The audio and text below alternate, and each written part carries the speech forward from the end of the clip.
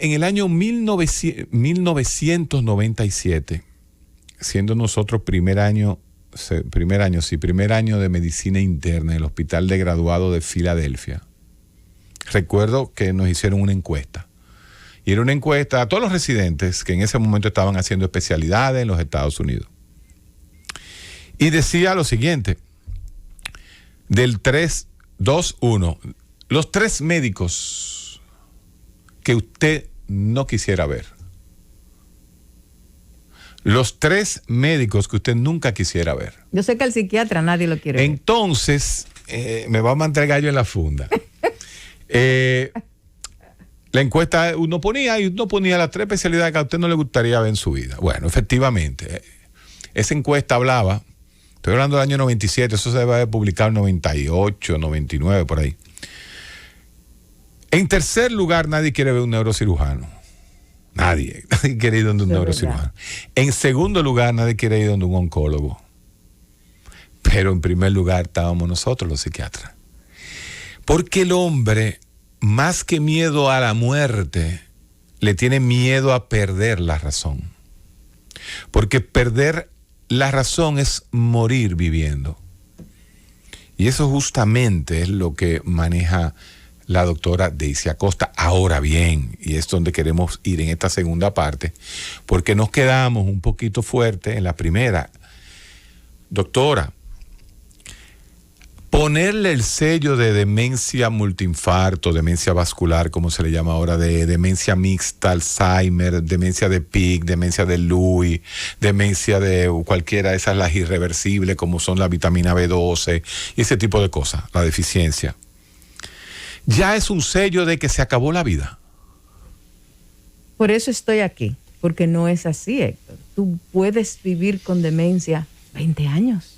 O sea, la vida no se te acaba.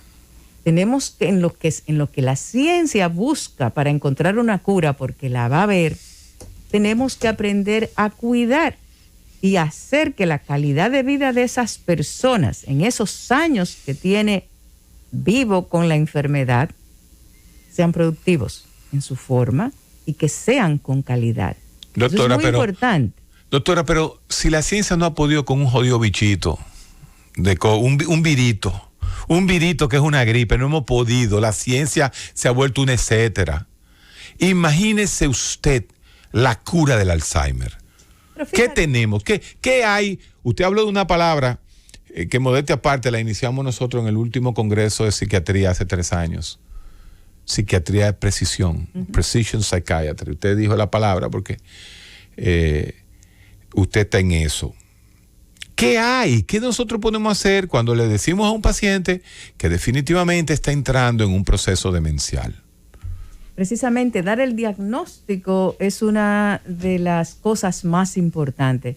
Usted tiene que saber que detrás de esa persona a la que usted le está dando un diagnóstico es una persona con dignidad y que con diagnóstico o sin diagnóstico sigue siendo esa persona.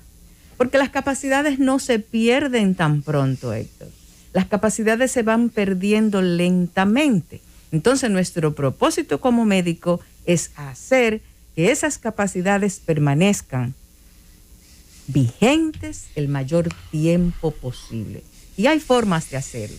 Por ejemplo, los medicamentos que hasta ahora tenemos en el mercado, que realmente dejan mucho que desear, porque tienen una eficacia muy moderada. Esto es muy importante. Pero sin embargo, hay un 33% de pacientes que me responden.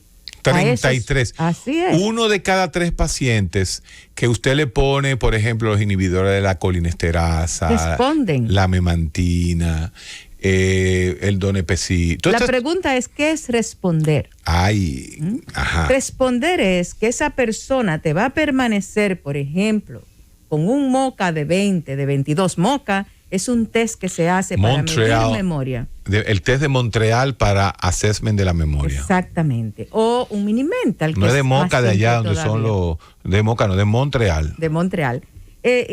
O sea, responder es que ese paciente te permanezca con el mismo número 2, 3 años, inclusive más. Disminuir la caída de ese paciente. La inminente caída, frenarla. Así es. Entonces, ese paciente, con los medicamentos disponibles, con un buen cuidado, con una buena terapia neurocognitiva. Ese es un paciente que puede vivir una vida plena. Nosotros tenemos en la Asociación Internacional de Alzheimer, para mencionarte una persona que esta mañana justo hablaba en un webinar, Kate Swaffer. Esa mujer tiene con demencia, conociéndola yo, como 8 años. 8 años. Y está nítida. ¿Qué edad tiene? Kate Swaffer, no sé la edad perfecta, pero debe de tener unos 62, 63 años. Así como Lidia. Es un paciente Soto, joven. Sí. Más joven Déjame que a Lidia Lidia tranquila. Entonces, eso es responder a los medicamentos que tenemos ahora.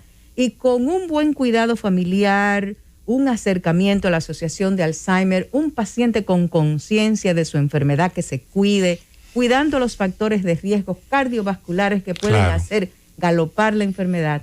Es un paciente que puede funcionar bastante bien por un buen periodo de tiempo. Doctora, la rivastigmina, el donepezilo, la memantina, el Exelon es rivastigmina, el Exelon es rivastigmina.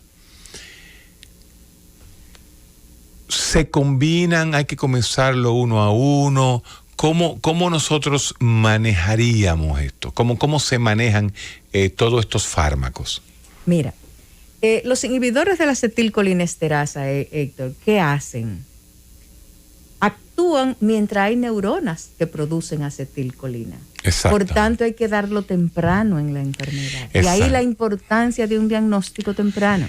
Eso es vital lo que usted dice. Inclusive, y eso uno lo tiene en lo que se llama en la formación de uno como psiquiatra, que usted tiene que usar ese medicamento porque eso es lo que hace que inhibe una sustancia que mata la acetilcolina. Entonces usted tiene que dárselo temprano al paciente. Claro. Y no tenga miedo.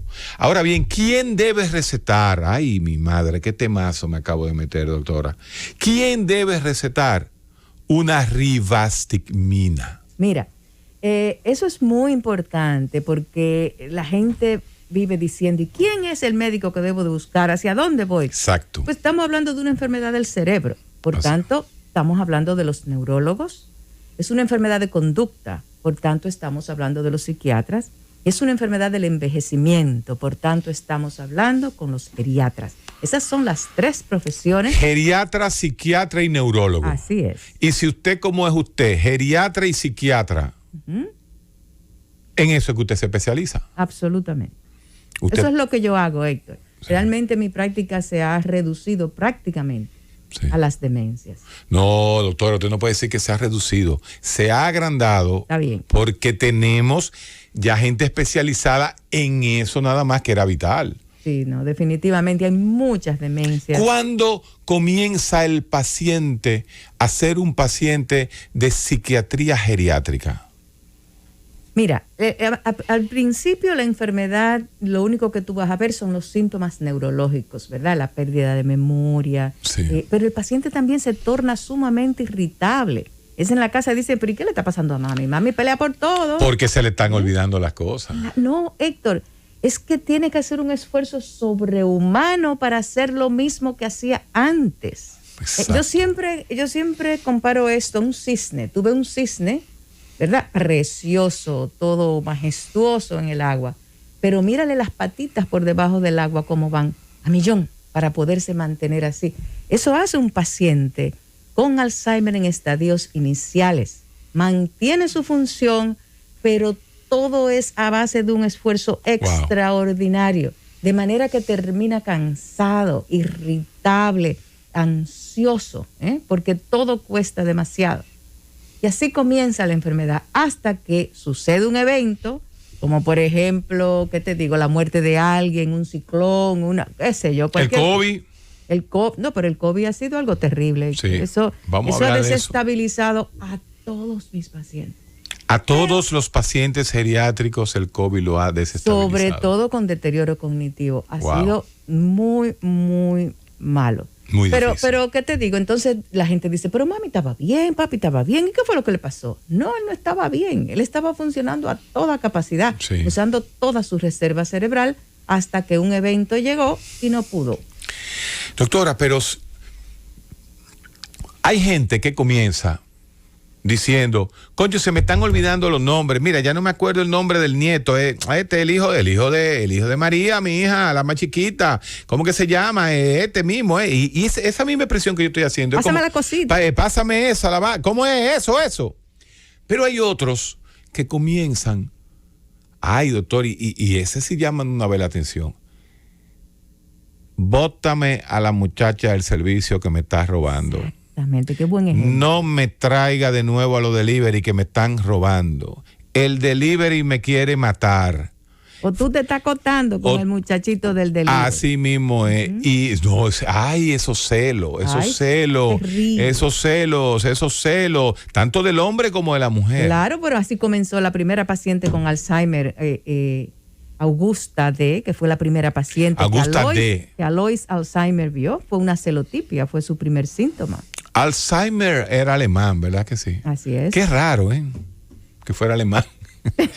Por eso que la gente dice, me está cayendo atrás el alemán. Me está cayendo atrás el alemán. Entonces, él descubrió eso, una persona que comenzó con paranoia, con celotipia.